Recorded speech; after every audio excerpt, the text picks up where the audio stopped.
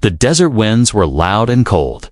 Dust blew in sharp waves, cutting across the broken land like knives.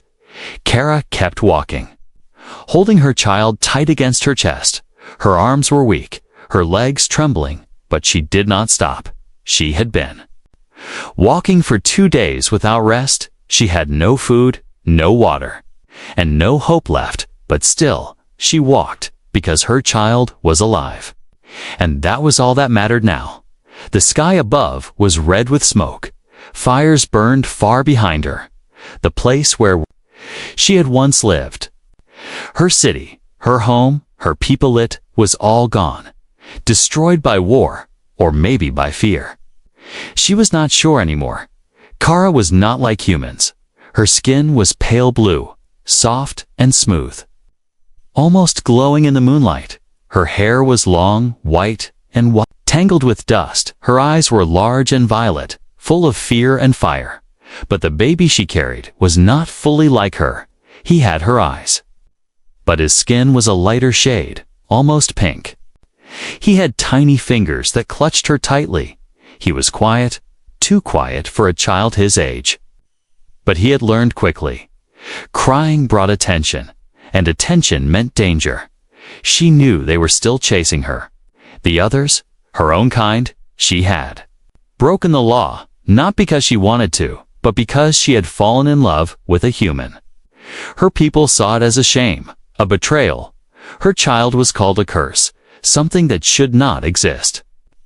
So they hunted her, they burned her home, they killed the man she loved, and now they were coming for the child. Kara had only one chance left. There was a place, far from the cities, past the borderlands, an old Earth base. Now empty and forgotten, but she had heard stories. One man still lived there, a human, quiet and strange. He didn't follow the laws of the galaxy, he helped those who came with nothing. If she could reach him, maybe her child would survive. She saw the lights just before dawn. A fence, metal and rusted. Beyond it, a small shelter, smoke rising from the chimney. Her heart jumped. She had made it. She stumbled toward the gate, her boots tearing at her feet. The child whimpered again.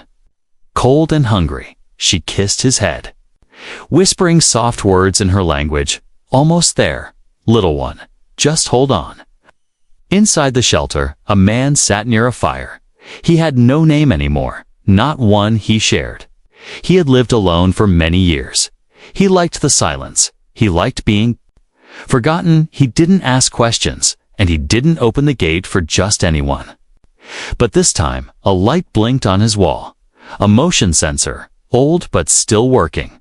He stood up, picked up his coat, and grabbed his rifle. He looked through the screen and froze. A woman, not human, stood at his gate. Her face was bruised, her eyes wide with fear. She was holding something, a child, and she looked like she would fall at any moment. He opened the small speaker. "What do you want?" His voice rough and cold. Kara looked up, her lips cracked. "Please," she whispered. "My child, he needs help. I need shelter. Just for tonight." The man didn't speak right away. He looked behind her, scanning the hills. He saw shadows moving far away. He could tell she was being followed. He had seen enough war to know what happened to people who ran. And something in her voice, something broken and desperate, made him pause. He lowered his weapon and unlocked the gate. "Come in," he said, quickly. Kara didn't thank him. She didn't have the strength. She just stepped forward, her knees shaking. He caught her before she fell, holding her and the baby. The child didn't cry, just looked up at him with big, quiet eyes. Inside, the man gave her water, warm blankets, and sat near the fire again. He didn't ask questions. Not yet, but he kept watching her, wondering who she was and why she looked like she hadn't slept. In days, Kara finally spoke, her voice soft. "They're coming," she said. "They will kill us." The man didn't flinch. "Then I'll make sure the door is locked," he said simply. She stared at him, confused. "You don't even know." "Me," she said. I don't need to, he replied. I know what it's like to run. For the first time in weeks, Kara let her eyes close. Her body relaxed slightly. She was still afraid, but her child was warm now, and that was enough. Just for tonight. Outside, the hills grew darker.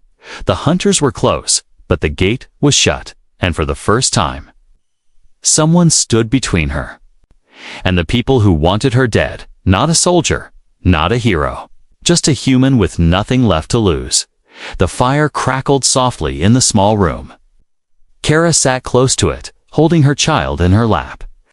The heat was gentle on their skin, a quiet comfort after days of cold and fear. The human man, tall and silent, sat on the other side. He had made tea, and though Kara didn't recognize the taste, she drank every drop.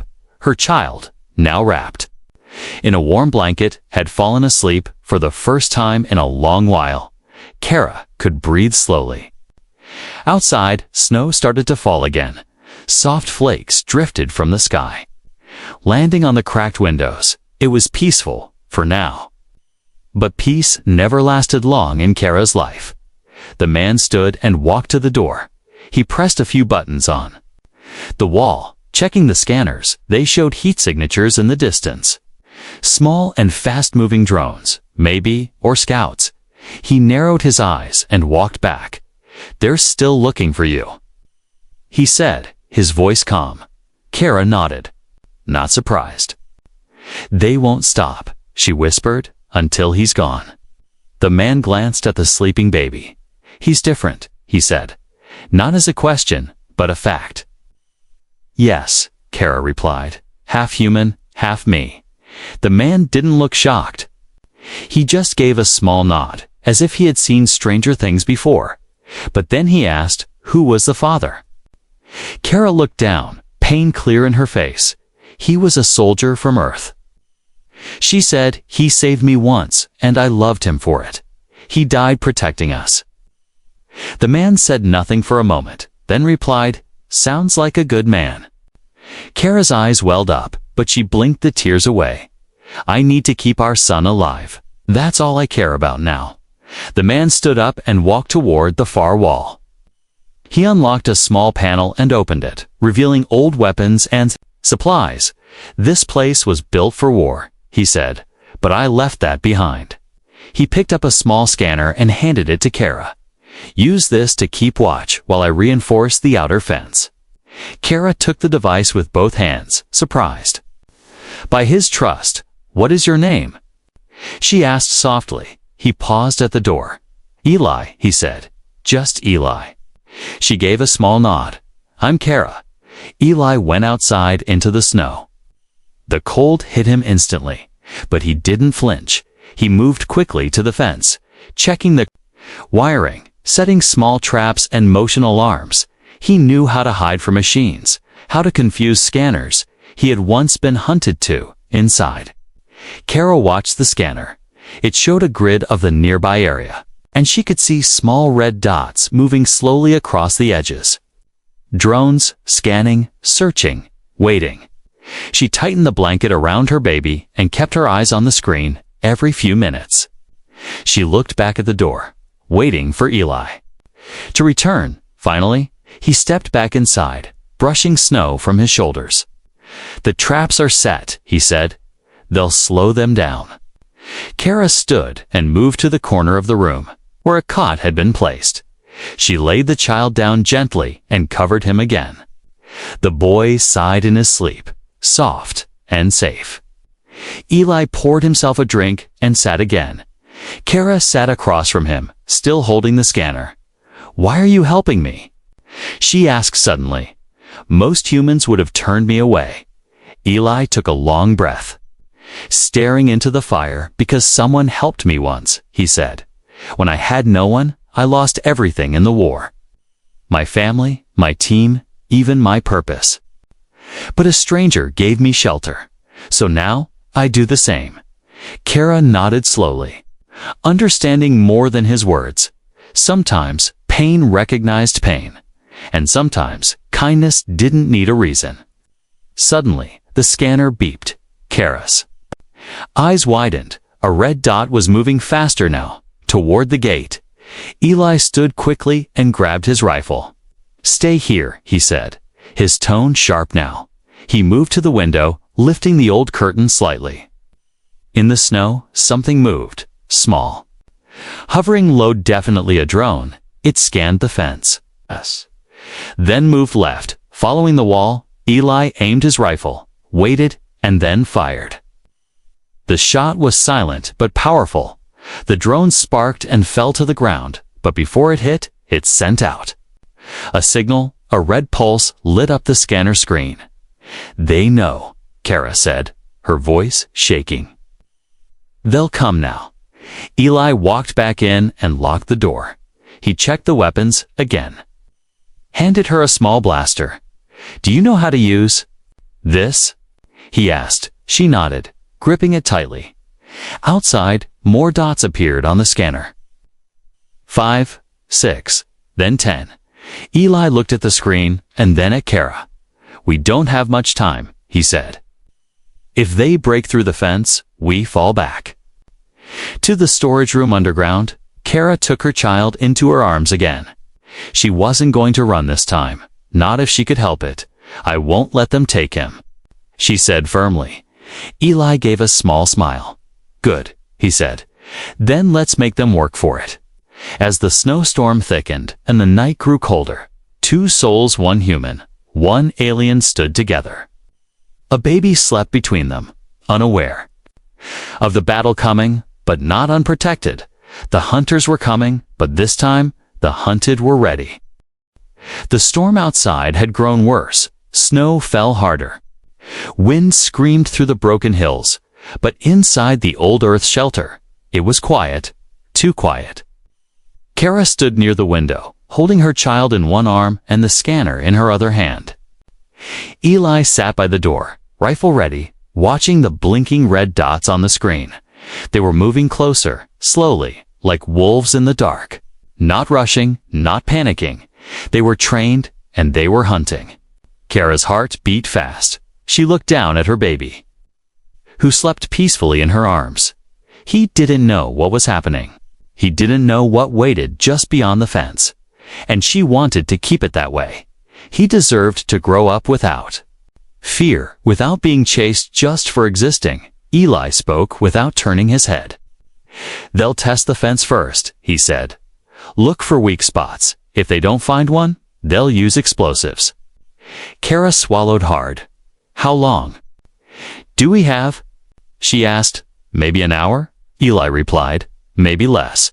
She nodded slowly, then turned toward the back room. She placed her baby in the cot, wrapped him with every blanket she could find.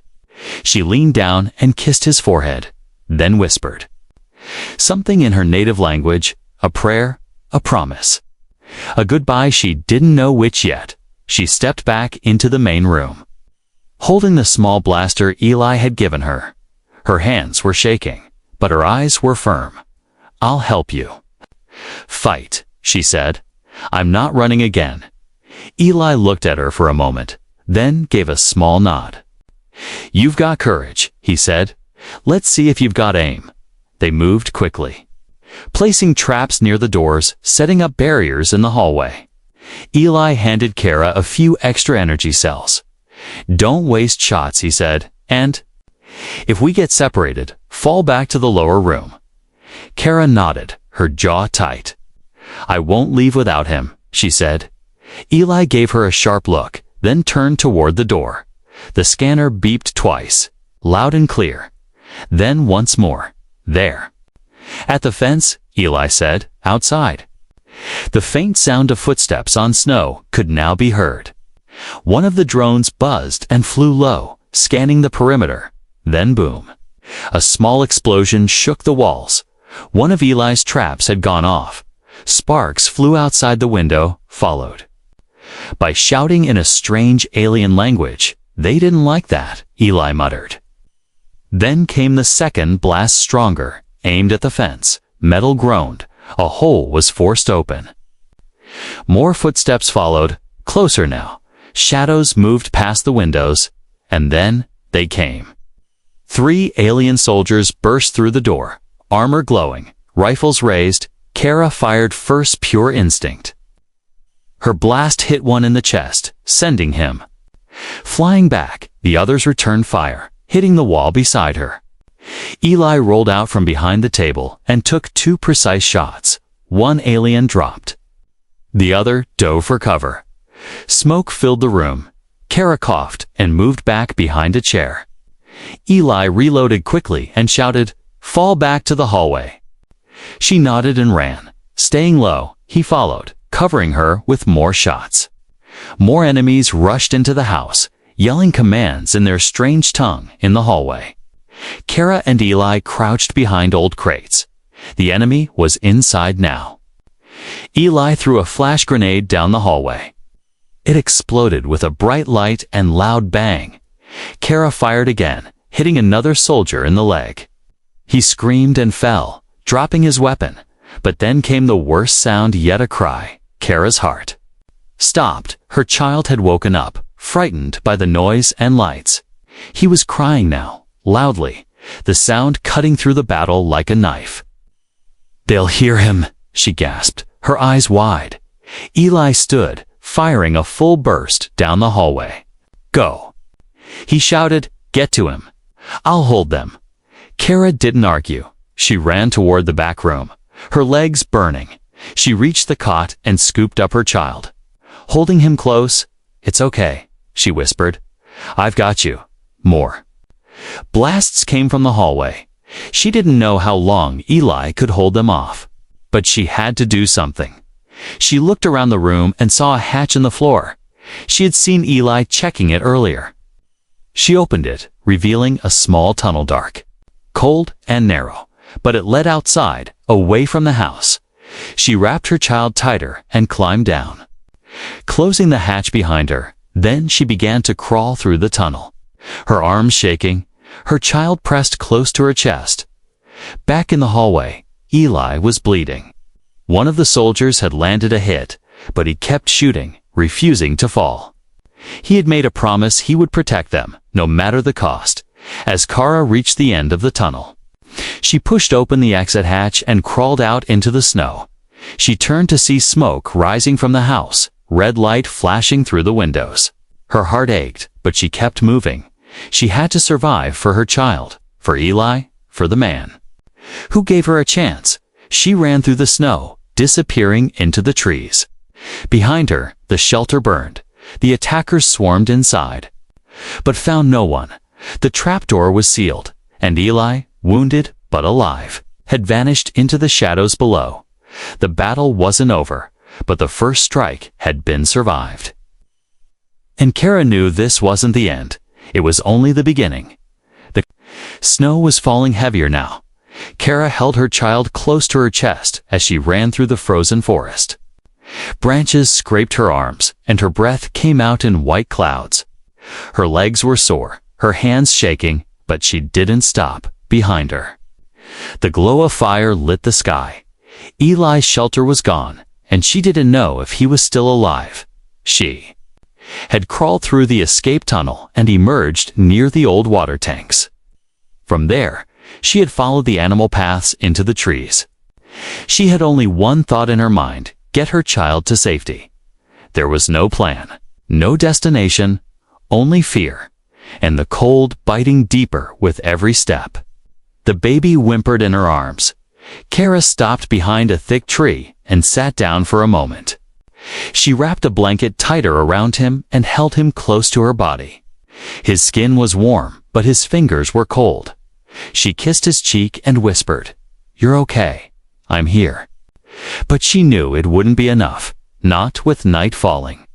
Not with the hunters still searching. She looked around the dark forest. Every shadow felt like danger. Every crack in the branches sounded like a footstep she couldn't hide for. Long, they had scanners, drones, and weapons. She had a blaster with 2 charges left. That was all. Her back rested against the tree. She closed her eyes for a second, just 1 second. Images filled her mind, her old home. Her mate's face, his laugh, the night they had first talked under the stars, then the fire, the screams. The day they took everything, she opened her eyes sharply and stood up. She couldn't afford to remember. Not now. Suddenly, a rustle in the trees caught her attention. She crouched low, clutching her blaster. Her heart thumped in her ears. Someone or something was nearby. The sound grew louder, then a voice, rough but human, called out softly. Kara. She froze. That voice, she knew it. Kara, it's me. The voice came again. Eli stepped out from behind the trees. His jacket was torn, and there was a burn on his shoulder.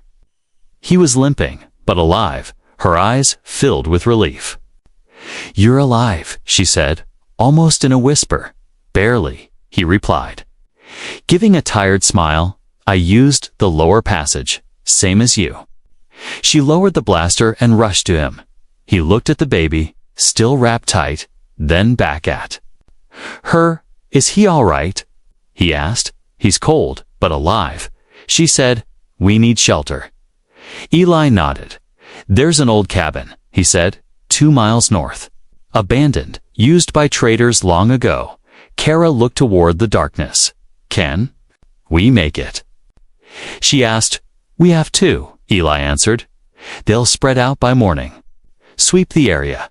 She didn't argue. She helped him wrap his wounded arm, then handed him the scanner. He still had gear in his pack, including water and food bars. They shared a quick meal before heading out again. The forest was silent except for the crunch of snow under their feet. Kara walked carefully, one hand on her child, the other on her weapon.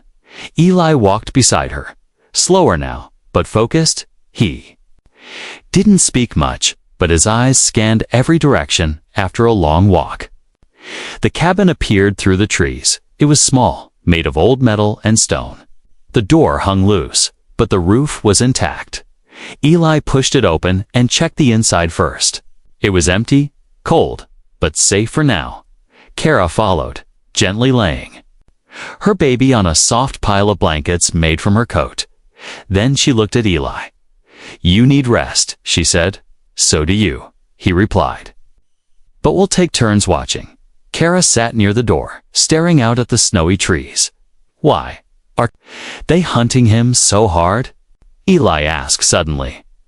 Kara sighed. Because he's a symbol, she said. Proof that two races can mix, that we're not so different.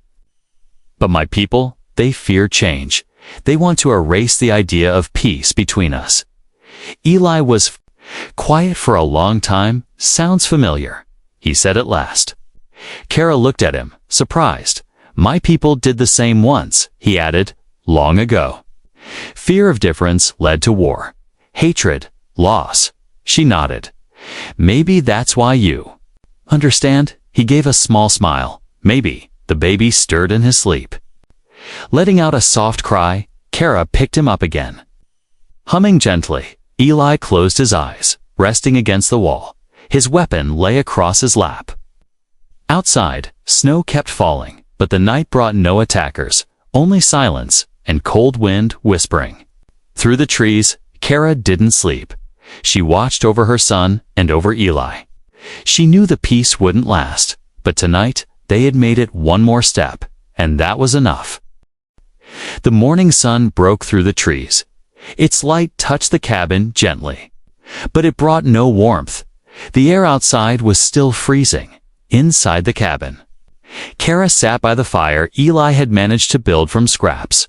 Her child was wrapped in every warm cloth they had, sleeping soundly. Eli sat across from her, rechecking the scanner. His arm was still sore, but he ignored the pain. They had made it through the night. But they both knew the danger was far from over. The drones stopped moving 2 hours ago, Eli said, pointing at the screen. They're waiting. Kara looked at him. Waiting for what? She asked, worried, for orders or for backup. He answered, either way, they haven't given up. Kara's hands tightened around the mug of warm water. They won't stop, will they? Oh, she asked. No, Eli replied, not until someone tells them he's dead. Her eyes dropped to her child. She couldn't believe how something so small, so innocent, could be seen as a threat. "He just exists," she said quietly. "That's his only crime," Eli nodded. "I've seen wars start over less," he said, "and end only after it was too late." Silence filled the cabin for a while. Then Kara asked something she had been thinking about all night. "Why did you come after me? When the house was under attack, you could have escaped, saved yourself."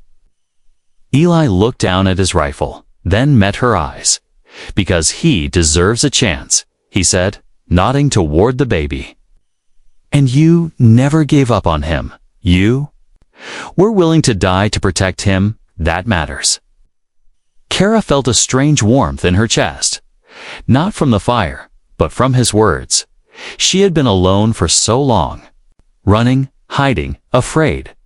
But now, someone stood beside her, not because of blood or duty, but by choice. She stood and walked to the window. Snow was still falling, though more softly now, and then she saw something strange. Blinking red. Light, high in the sky. A satellite, or maybe a drone, but far above their range, there's a signal. She said quickly. "Up there." Eli joined her at the window. He narrowed his eyes, then stepped back and opened his old backpack. From it, he pulled out a device long, thin, with a cracked screen and blinking lights. "A beacon," he explained. "Military grade, old, but still working. I used to keep it off, to avoid."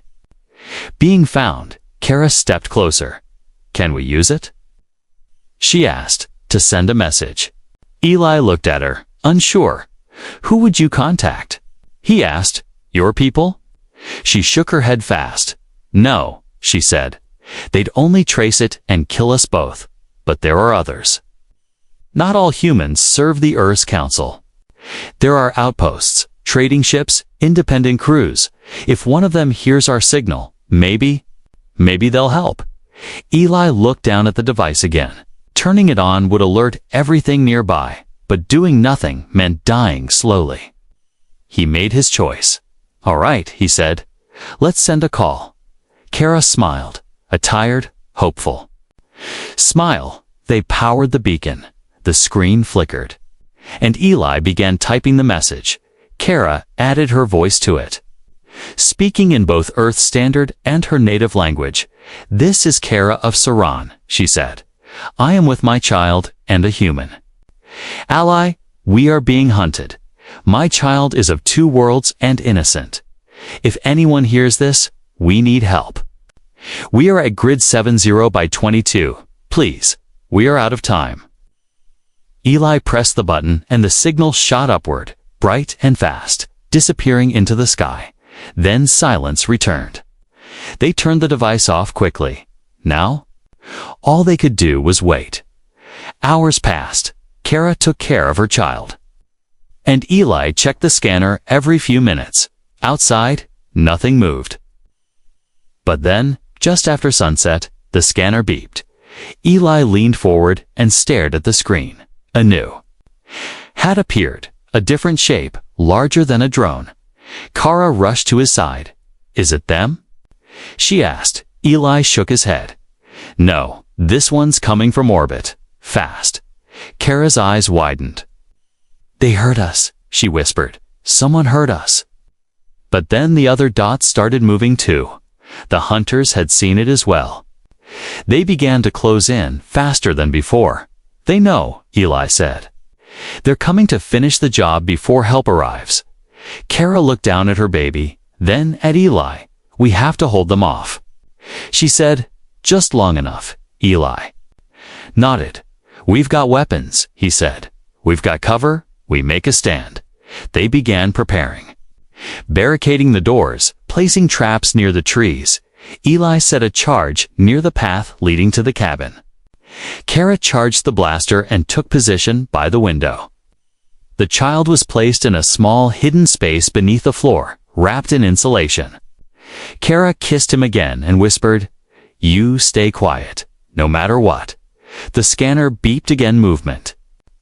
The hunters were close now, maybe minutes away, and from above.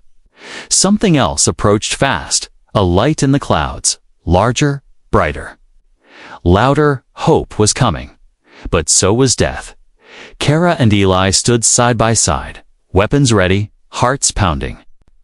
One more fight, one more chance to survive, for the child who meant everything, for the future they still believed in. The wind howled through the trees like a warning. The light in the sky grew brighter, cutting through the clouds like a silver spear. Something was descending, fast, but on the ground. Danger was already moving in. The hunters had found them. Eli adjusted the charge near the path, then crouched behind a broken wall of the cabin. Kara took her place by the window, blaster in hand. She could see shadows moving through the snow, slow at first, then quicker. They were trying to surround the cabin. Stay low, Eli said. Don't waste your shots. Kara nodded. She checked on her baby one last time. He was hidden in the floor, wrapped in thick cloth and foam. She kissed his tiny hand, then closed. The panel. Her heart was heavy, but her mind was focused. They had to hold the cabin. Just for a little longer. Help was almost here. The first attack came fast. A drone flew over the cabin roof and began scanning. Eli fired a quick shot. Hitting its core, it exploded, sending sparks into the sky. But the explosion gave away their position clearly. Moments later, alien soldiers moved from the trees. Their armor reflected the firelight, and their rifles hummed with deadly power. Kara fired at the first one she saw. Her shot hit the soldier's shoulder, making him fall back. Eli took down another, aiming steady and calm. But there were more. Many. Blaster fire hit the walls of the cabin, breaking wood and stone. The room shook. Kara ducked as part of the window shattered. She felt heat from a beam pass close to her face. They were getting closer. I count 6, Eli shouted. No 8, there. Spreading out, Kara replied, trying to come from both sides. We can't let them get in. Eli said, if they reach the child. It's over. Kara's eyes turned sharp. Then, we don't let them. She moved to the back door and opened it slowly. 2 hunters were circling wide. Trying to find a weak spot, she aimed and fired, hitting one in the leg. He screamed and fell. The second one turned to fire, but Eli's shot hit him in the side. Both dropped to the snow, still and silent. Smoke filled the air now, sparks, fire, and ice mixing together. Kara's lungs burned, but she didn't stop. She reloaded the blaster and moved to another corner. More footsteps, closer now. One of the soldiers broke through a wall panel. Kara spun and fired at him, hitting him in the chest, but another followed. Grabbing her arm, they struggled, crashing into the table. The blaster flew from her hand. The soldier raised his weapon to strike. Then a shot echoed. Eli had fired from across the room. The alien dropped instantly, his armor sparking as he hit the floor. Kara gasped, then picked up her blaster again. Thanks, she said, breathing hard. Don't thank me yet, Eli said. They're not done, outside. A deeper sound grew louder. Engines, big ones. Kara ran to the window and saw a ship breaking through the clouds. It was sleek, dark gray with glowing blue lights. Not Earth military, not her people either. Something else, a third force, and it was landing near the clearing. They're here, she said. The signal worked, but Eli wasn't sure. He kept his weapon raised, or it brought someone worse. The last wave of hunters rushed the cabin, 3 of them, moving fast. And loud Kara and Eli fired together, hitting one, then another. The last one threw a grenade inside down. Eli shouted. They both dropped to the floor as the blast shook the walls. The baby's hiding place held firm, but the cabin roof cracked. Snow and dust fell like rain. Then came the silence, followed by a new sound. Boots on snow, different footsteps. Heavier, slower, then voices deep, calm, not shouting. Kara and Eli peeked out through the smoke. Figures moved toward the cabin, but they were not hunters. They wore dark coats, faces covered with masks. One of them held up a hand. "Don't. Shoot," the voice said in Earth Standard. "We're here to help." Kara stood, shaking. "Who are you?" she asked. "We got your signal," the voice replied. "Independent Rescue Unit." "Ship name?" "Star Reach. We answer distress calls, especially from mixed blood cases like yours." Kara's knees almost gave out. Her child was safe, and someone had come. Someone real. Eli didn't lower his gun just yet. "Prove it," he said. "What's the child's name?" Kara whispered it softly. The lead rescuer nodded. "We received full transmission," he said. "The child's data is secure now. Your location masked. No one else will find you. Not anymore." Kara moved quickly and opened the hatch. In the floor, she lifted her baby into her arms, crying now finally. Safely crying. He was warm, alive. And untouched, she held him close and looked at Eli. "We did it," she whispered. Eli sat down, exhausted. His arm bled again. But he smiled weakly. "We made it through the night," he said. "Not bad." The rescuers moved into the cabin, helping patch up wounds and gathering supplies. They brought blankets, food, and clean air filters. But more than that, they brought hope. Kara looked up at the ship waiting nearby. It was time to leave. To find a place where her child could live without fear, a world where no one would hunt them just for being born, she turned to Eli. "Will you come with us?" she asked softly. He looked at her for a long time, then nodded once. "If you'll have me," he said. Kara smiled. "We wouldn't be here without you." The child opened his eyes and looked at both of them, half human, half alien, fully loved. And for the first time since he was born, the world around him felt like a place he might belong. The engines of the ship hummed softly as it lifted from the snowy ground. Kara sat by the window, her child in her arms. He was sleeping peacefully again, wrapped in a warm blanket, his tiny hand resting against her chest, outside the window. The frozen trees shrank away as the ship rose higher into the clouds, and behind them the ruined cabin disappeared into white. Eli stood nearby, leaning against the wall of the transport bay. His arm had been treated and bandaged. He watched the ground vanish beneath them. And for the first time in years, he let out a long breath, not from pain, but from something close to peace. A woman from the rescue team approached them. She removed her mask, revealing a gentle face with soft lines and tired eyes. Her name was Kwa. Mira, and she had been part of the Independent Rescue Unit for 10 years. "We'll be arriving at the outpost in 1 hour," she said. "After that, we'll move you to a safer colony." Kara looked up. Her voice quiet. "Is it far from the core worlds?" she asked. Myra nodded. "Very far," she said. "It's on the edge of mapped space. No patrols, no empires, just settlers, farmers, and people who want peace." Kara's shoulders relaxed slightly. That was all she wanted. Now peace, safety, and a future for her child. Nothing more. Mira glanced at the boy, then smiled. "He's strong," she said. "He'll do great things." Kara looked down at her son's small face. She didn't know what the future would hold, but she believed now, maybe for the first time, that it could be good. Eli joined her at the window. He didn't speak right away. They watched the stars. Together, both lost in thought. "You didn't have to come with us," Kara said softly. "I know," Eli replied. "But I didn't want to stay behind." She smiled at him. "We're not alone anymore," she said. "None of us." The ship moved smoothly through the atmosphere and entered open space. Stars surrounded them, endless and bright. For Kara, it felt like being reborn. She had escaped death, war, and fear. Now she was heading toward life again.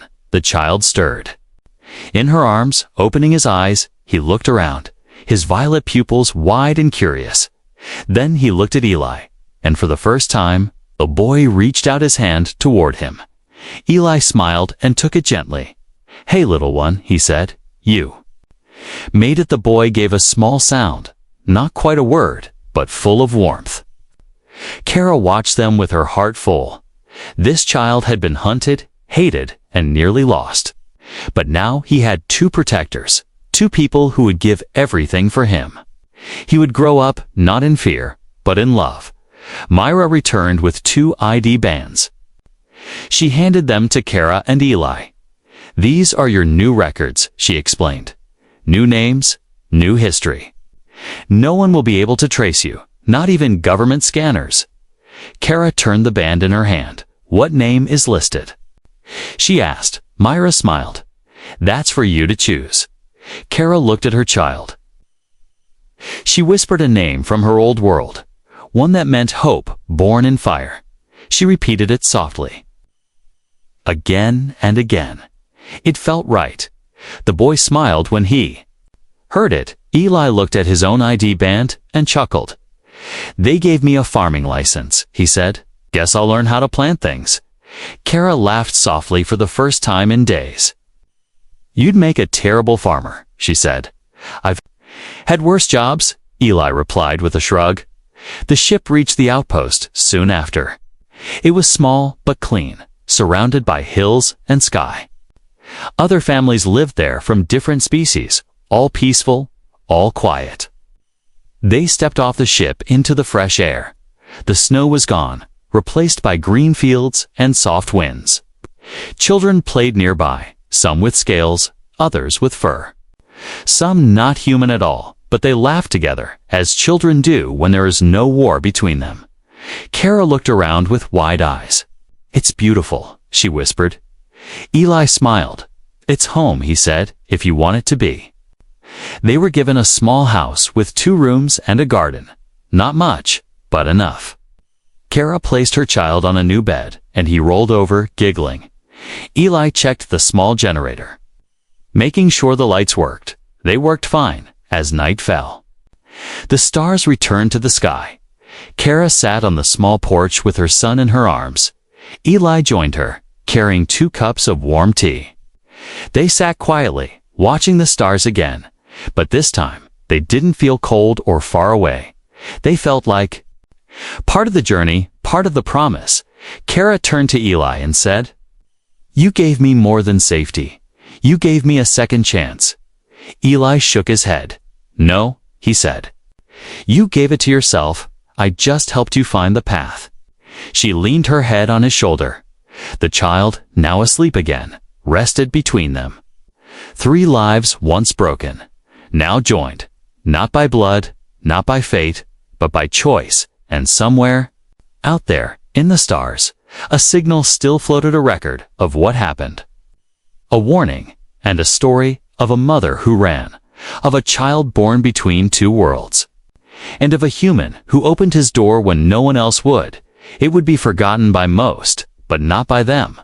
Not by the boy who would grow up free, strong, kind, and full of questions. Not by the woman who had nothing left but still kept walking. And not by the man who thought he had no more to give until he gave everything. The stars watched silently, and the story ended, not with fear, but with hope.